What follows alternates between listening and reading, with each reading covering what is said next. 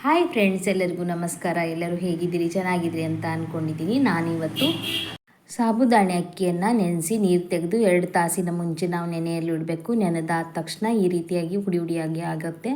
ಅದಕ್ಕೆ ಒಂದೆರಡು ಹಸಿಮೆಣಸು ಸಣ್ಣದಾಗಿ ಕಟ್ ಮಾಡಿ ಹಾಕ್ತಾಯಿದ್ದೀನಿ. ನಂತರ ಶುಂಠಿ ತುರಿದು ಹಾಕ್ಕೊಳ್ತಾ ಇದ್ದೀನಿ. ಹಾಗೆ ಕರಿಬೇವು ಸೊಪ್ಪು, ಕೊತ್ತಂಬರಿ ಸೊಪ್ಪು ಸಹ ಹಾಕ್ಕೊಳ್ಬೇಕು.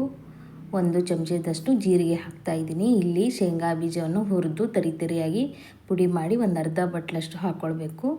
ಹಾಗೆ ನೋಡಿ, 1 ಬಟಾಟೆಯನ್ನು ನಾನು ಬೇಯಿಸಿ ತುರಿದು ಇದಕ್ಕೆ ಸೇರಿಸ್ಕೊಳ್ತಾ ಇದ್ದೀನಿ. ಇಷ್ಟನ್ನು ನಾವು ರೆಡಿ ಮಾಡಿಟ್ಕೊಂಡ್ರೆ ಆಯಿತು. ನಂತರ ರುಚಿಗೆ ತಕ್ಕಷ್ಟು ಉಪ್ಪನ್ನು ಸೇರಿಸಿ ಇದನ್ನು ಎಲ್ಲವನ್ನು ಚೆನ್ನಾಗಿ ಮಿಕ್ಸ್ ಮಾಡಿಕೊಳ್ಬೇಕು. ಚೆನ್ನಾಗಿ ಮುದ್ದೆ ಥರ ಆದಾಗ ನಮಗೆ ವಡೆ ಆಕಾರದಲ್ಲಿ ತಟ್ಟೋದಕ್ಕೆ ಈಸಿ ಆಗುತ್ತೆ. ರುಚಿನೂ ಕೂಡ ತುಂಬ ಚೆನ್ನಾಗಿರುತ್ತೆ. ಯಾಕಂದರೆ ಶೇಂಗಾ ಬೀಜದ ಪುಡಿ ಹಾಕಿರ್ತೀವಲ್ವ, ಅದು ಮಧ್ಯ ಮಧ್ಯ ಬಾಯಲ್ಲಿ ಸಿಗ್ತದೆ. ತುಂಬ ರುಚಿಯಾಗಿ ಬರುತ್ತೆ. ಮಕ್ಕಳಿಂದ ದೊಡ್ಡವರಿಗೂ ತುಂಬ ಇಷ್ಟಪಟ್ಕೊಂಡು ತಿನ್ನುವಂಥ ಒಂದು ಪದಾರ್ಥ ಇದು. ನೋಡಿ, ಈಗ ನಾವು ಉಂಡೆ ಮಾಡಿ ವಡೆ ಆಕಾರದಲ್ಲಿ ತಟ್ಟೋದಕ್ಕೆ ಈಸಿ ಆಗುತ್ತೆ. ಯಾಕಂದರೆ ಇದರಲ್ಲಿ ಬಟಾಟೆ ಸೇರಿಸಿರ್ತೀವಲ್ವ, ಹಾಗಾಗಿ ನಮಗೆ ಕೈಗೆ ಚೆನ್ನಾಗಿ ವಡೆ ಶೇಪಲ್ಲಿ ತಟ್ಟೋದಕ್ಕೆ ಈಸಿ ಆಗುತ್ತೆ. ಹಾಗೆ ಒಂದೊಂದಾಗಿ ಮಾಡಿಟ್ಕೊಂಡು ಕಾದ ಎಣ್ಣೆಯಲ್ಲಿ ಒಂದೊಂದಾಗಿ ನಾನು ಇದರಲ್ಲಿ ಹಾಕ್ಕೊಳ್ತಾ ಇದ್ದೀನಿ ಸಾಬುದಾಣ ವಡೆಯನ್ನು.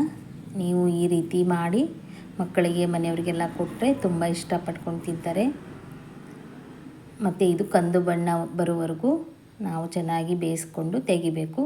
ನೋಡಿದ್ರಲ್ವಾ ಈ ರೆಸಿಪಿ ಹೇಗಿದೆ ಅಂತ. ನಿಮಗೂ ಕೂಡ ಇಷ್ಟ ಆಗಿರ್ಬೋದು, ಮನೆಯಲ್ಲಿ ಮಾಡ್ಕೊಳ್ಳಿ. ಈ ವಿಡಿಯೋ ನಿಮಗೆ ಇಷ್ಟ ಆಗಿದೆ ಅಂದ್ಕೊಳ್ತೀನಿ. ಇಷ್ಟ ಆಗಿದ್ದರೆ ಲೈಕ್ ಮಾಡಿ, ಶೇರ್ ಮಾಡಿ, ಸಬ್ಸ್ಕ್ರೈಬ್ ಮಾಡೋದನ್ನು ಮರಿಬೇಡಿ.